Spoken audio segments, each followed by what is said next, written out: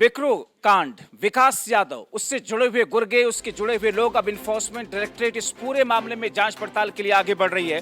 कहा ऐसा जा रहा है कि करीब 36 लोगों के खिलाफ में इन्फोर्समेंट डायरेक्टरेट ने इस पूरे मामले में मुकदमा दर्ज किया है, जिसमें विकास दुबे की पत्नी और उसके भाई समेत 36 लोगों के नाम शामिल हैं।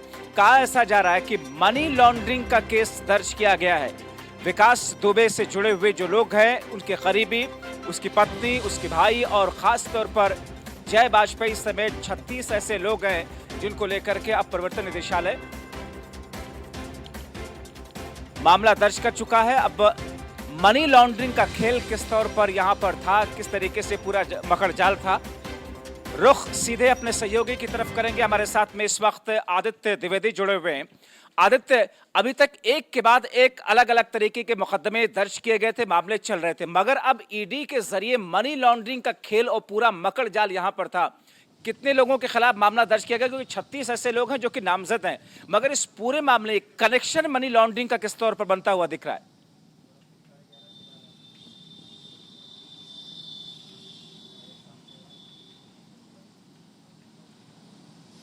देखिए, आपराधिक ढंग से पैसे कमाने को लेकर के लगातार इसको विकास के जैसे ही बिकरू कांड हुआ था उसके बाद से चर्चाएं तेज थी।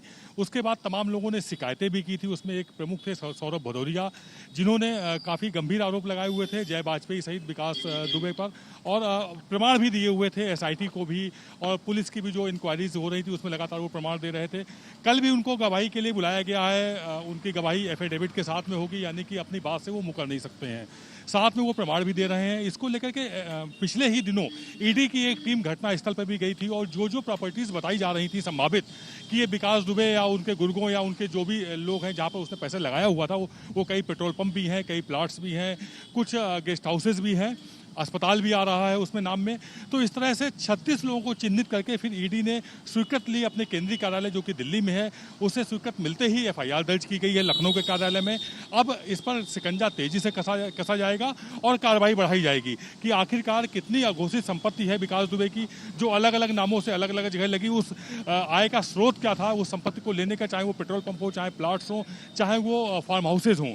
तो अब चूंकि ईडी कार्रवाई करेगी, हालांकि इस पूरे मसले पर जब बार बताना चाहेंगे, ईडी अपना काफी एक्सरसाइज कर चुकी है और उसके बाद ही उसने एफआईआर की हुई है। यानी कि इन्फोर्समेंट डायरेक्टरेट ने अपनी उन तमाम एक्सरसाइज को मुकम्मल कर लिया, जिसके बाद में केस में किसी तरह की कोई दिक्कत ना आए। मगर अवैध संपत्तियां, बेनामी संपत्तियां और जिस तरीके से अवैध तरीके से पैसों का एक कारोबार चल रहा था, लेकिन इसमें हवाला का कनेक्शन, इसमें मनी लॉन्ड्रिंग का कनेक्शन, इस पूरे मामले में तार किन किन लोगों तक और जुड़ते हुए नजर आ रहे हैं? क्योंकि बड़ी मछलियां भी इसमें होंगी।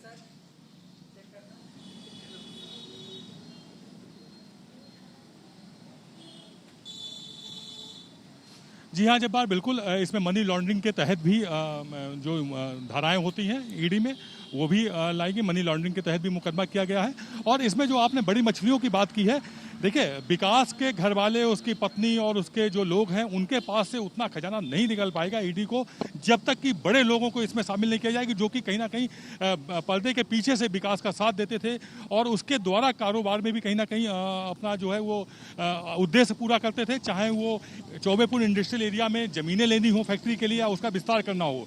मुख्य जो चौबेपुर इंडस्ट्रियल एरिया था, उसके जो एरिया था वो काफ़ी छोटा था, तो पीछे खेतों की, अगर किसानों के खेत लेने होते थे तो उसके लिए विकास कहीं ना कहीं उन पूंजीपतियों को मदद करता था। उसमें एक प्रमुख डिटर्जेंट पाउडर वाला भी है, इसके अलावा एक जानवरों के लिए चारा बनाने वाला भी एक उद्योगपति है, इसके अलावा एक बड़ी औद्योगिक घराने के लोग हैं जो प्रमुख रूप से हैं। इसके अलावा चौबेपुर इंडस्ट्रियल एरिया में जितनी भी फैक्ट्रियां हैं, करीबन 36 से 37 फैक्ट्रियां हैं, उसमें सीधे तौर पर उसकी दखलंदाजी रहती थी, और जो आय का उसका बड़ा स्रोत होता था वो उस इंडस्ट्रियल एरिया से भी होता था। उसकी दबंगई से वसूली तो होती ही थी, लेकिन ये एक आय का बड़ा जरिया था। देखने वाली बात ये हो गई जब्बार कि क्या ईडी, क्योंकि पुलिस ने उस पर कोई कार्रवाई नहीं की, एसआईटी ने कोई कार्रवाई नहीं की, एसटीएफ ने भी उन आय के स्रोतदाताओं पर कोई कार्रवाई नहीं की। अब ईडी से उम्मीद लगाई जा रही है कि जब वो पूरी कार्रवाई करेगी, इंतजार करना होगा कुछ के आगे इन्फोर्समेंट डायरेक्टरेट तब कहीं ना कहीं वो भी बड़ी मछलियों तक पहुंचता। फिलहाल बहुत शुक्रिया इन तमाम जानकारी के लिए।